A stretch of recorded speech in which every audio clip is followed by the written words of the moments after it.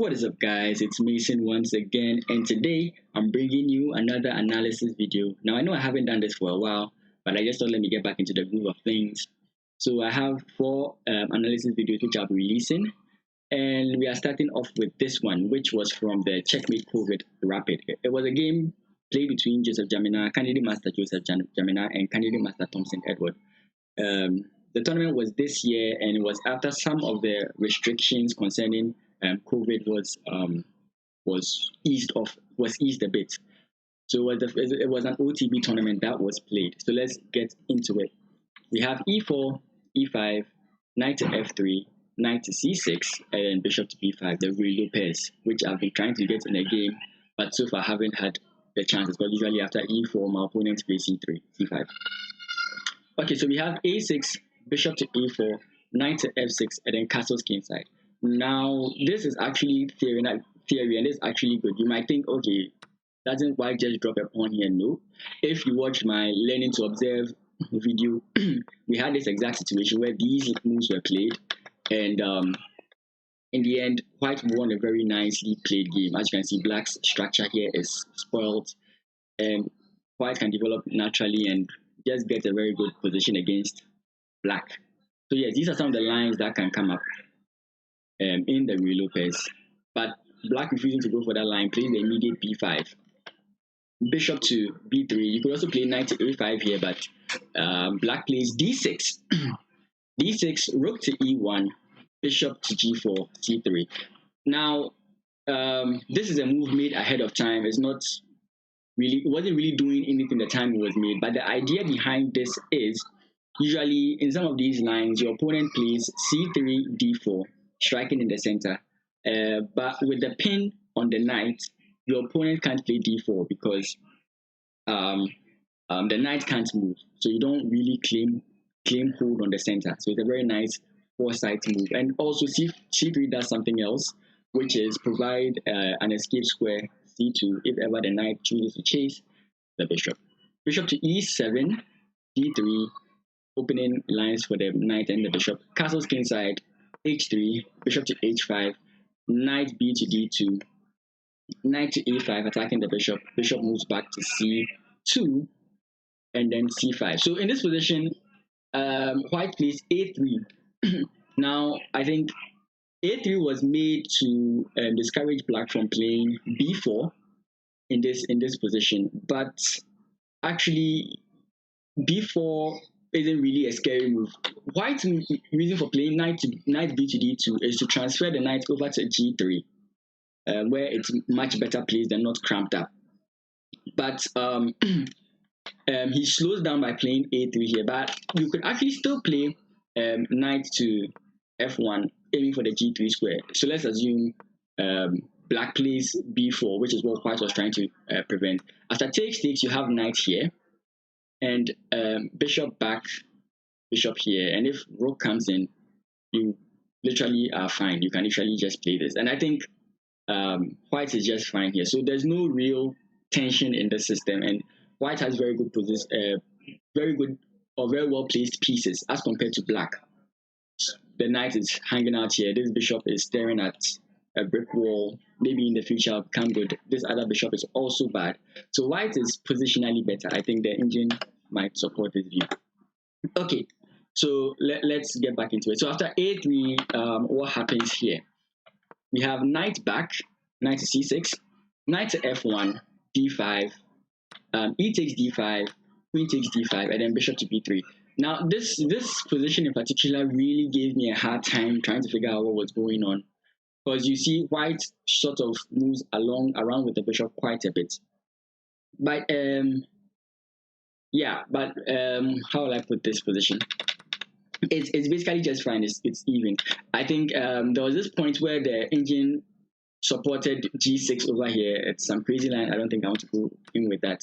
So after bishop here, queen moves back. It actually gives white a very nice idea, which I think he failed to see. So we have in this position knight to g3, and after knight to g3, we have bishop to g6, and then the sacrifice, knight takes e5, knight takes e5, and then bishop to b4. which is honestly very very nice to see, because I wouldn't play this. Maybe someone else would play this. You're allowing, the reason I don't like knight to g3 is because you're allowing white to pile up on this d3 pawn much easier, and you don't have much more, like you don't have a lot of defenders on that d3 pawn. So making that knight move seemed kind of bad, but eventually white survives this. So what was played here? We have bishop to g5, pinning, if you could call it pinning. Rook a to d8, putting pressure on this pawn. Maybe black will eventually play bishop to g6, trying to put pressure on that pawn. Now the bishop comes back, bishop to c2, bishop to g6, knight to g3, where it wanted to get to, and then knight to d5. Now this looks like a Maroczy bind, if I'm right, but the aim of this is to get the knight into f4 if possible. So you just put a knight on a very nice and active square, but it actually creates some opportunity for white. After bishop takes, queen takes, which is actually not the move to play. The better move to play is knight takes e7, but I'll get into that. So after queen takes, I would like to pause the video here and find a good way where white can equalize. The game is already equalized, but black has a lot of pressure. So can you find a move that makes white's position immediately equal without black having so much in terms of the web, in terms of chances? And pause the video and think about it for just a bit.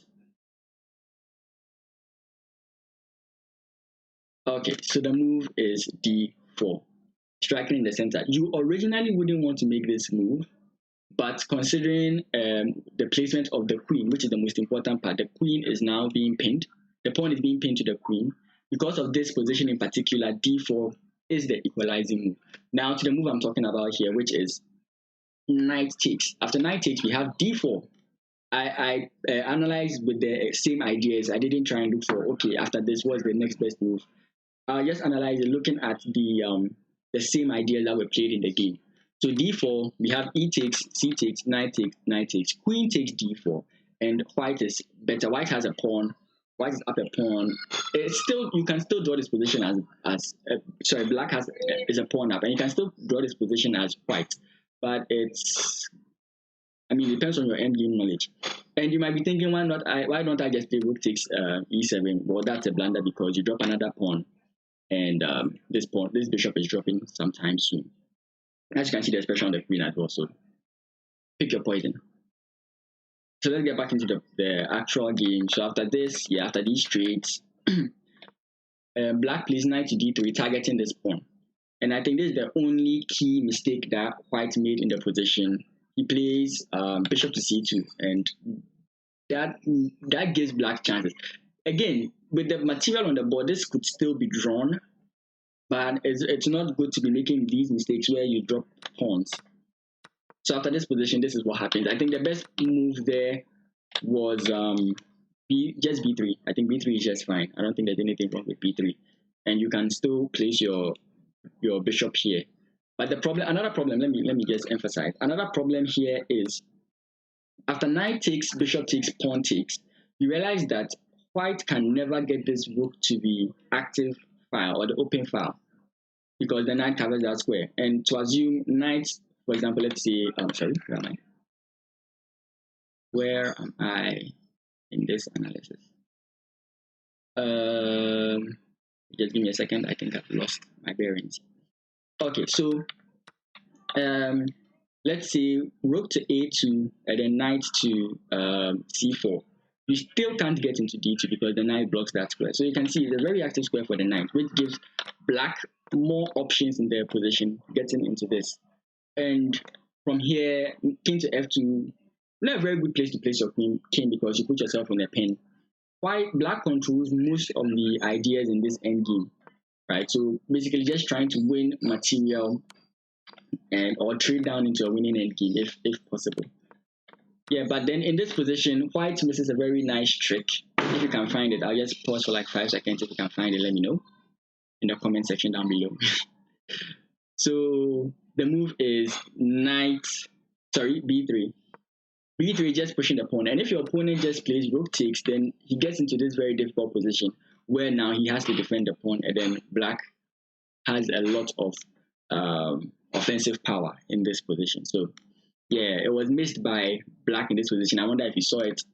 He plays knight takes a4, rook takes a6, knight to c5, rook to c6, knight to e4 check. Of course, I think there was a line. No, not here. Knight to e4 check, king to e1, b3, rook to b4, knight to c5 defending, rook to b5, knight to e4. Over here, the engine recommends rook to d5, knight to c3, knight d3 check, king to d2, rook takes b5, knight takes b5, b2, king to c2, and then knight takes f4, which gives white a lot of problems because these 2 pawns are on pre, and I don't see the easy way for white to defend this position. So black had a lot of things going for him, but I wonder what the time control. I think the time control was just 60 minutes with no increment. I don't really recall. I didn't play in this tournament.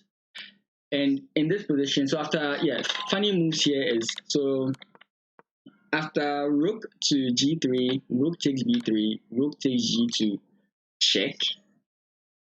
White resigns. The material is still balanced. I mean, it's still even. There are still chances for both sides. And this rook check is not really a problem. I mean, if you can come this way, it's okay, I guess. But also, if I were to bring up the engine, once again, the engine says this is drawn. And most of the moves that the engine provides aren't really, I think, hard to find moves. So as to why it was a loss here, my guess is only time or he misanalyzed the position and thought he was losing. So all in all, I think this was a nice positional game. Yeah, it was a very nice game. In the reloopers, I prefer to analyze it because it was the reloopers. If you've been watching my streams, you realize that I get it quite a bit, but when I choose to record videos, I don't really get the reloopers. So that has been it from me. I hope you enjoyed this video. Like, comment, subscribe. Let us know what you think. I'm really more interested in what you guys think about these videos that we bring in. Were there lines that I missed? Were there ideas that I missed? Just let me know, and I'll get back to you as often or as soon as possible. Thank you guys for watching, and I'll see you guys in the next analysis video. Bye.